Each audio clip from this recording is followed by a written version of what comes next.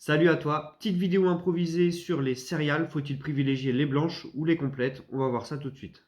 C'est une question qui revient souvent, on me l'a encore reposée dernièrement et donc je me suis dit pourquoi pas en faire une vidéo. Déjà, on va voir la différence entre les deux.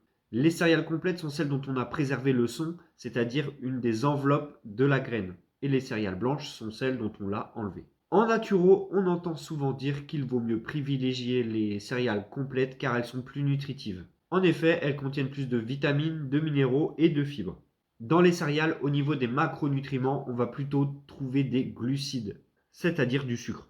Et donc les céréales complètes, de par leur teneur en fibres, elles vont réduire l'impact des sucres qu'il y a dans les céréales sur la glycémie sanguine. Et donc, en théorie, ça va les rendre plus favorables à la perte de poids et au maintien d'une énergie stable tout au long de la journée. Le problème, c'est qu'en consommant des céréales complètes, tu vas forcément consommer plus d'antinutriments. Grossièrement, les antinutriments, c'est le système de défense des végétaux.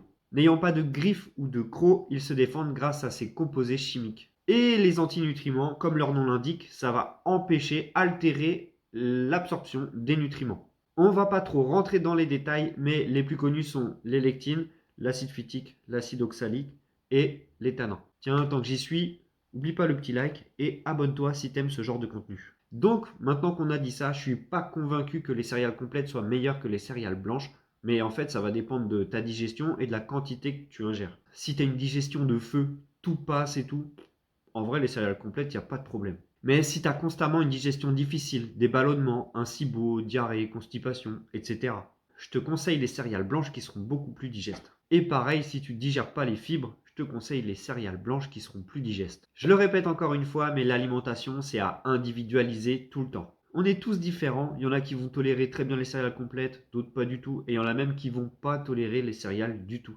Et donc là, il faudra plus se tourner vers des fruits ou des tubercules. Si tu digères pas les céréales complètes, bah déjà tu vas pouvoir faire baisser les antinutriments. Et comment on fait ça? En faisant tremper tes céréales la veille, donc enfin, le soir tu les mets à tremper jusqu'au lendemain matin.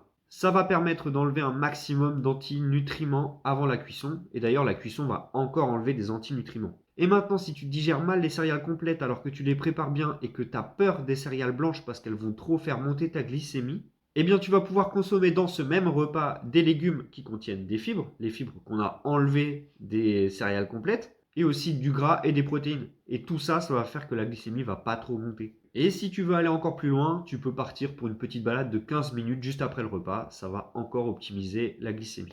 Personnellement, je ne pense pas que les céréales complètes soient meilleures que les céréales blanches. Je pense que les deux se complètent. Ça dépend de ton activité physique, de ta digestion, de tes goûts, de ce que tu veux en faire aussi. Par exemple, moi, je consomme parfois des céréales complètes, mais la plupart du temps, ce sont des céréales blanches parce que ce sont celles que je digère le mieux. En plus, j'aime l'idée de ne pas gaspiller les nutriments qu'il y a dans les aliments qui accompagnent mes céréales avec un tas d'antinutriments. Parce que pour moi, les céréales, c'est avant tout une source de glucides et donc d'énergie et pas forcément de micronutriments. Les micronutriments, je vais plutôt les chercher dans les produits animaux. Et quand je mange des moules, des huîtres, j'ai pas forcément envie qu'il y ait plein d'antinutriments en même temps qui m'empêchent de bien digérer tout ce qui est zinc, manganèse, etc.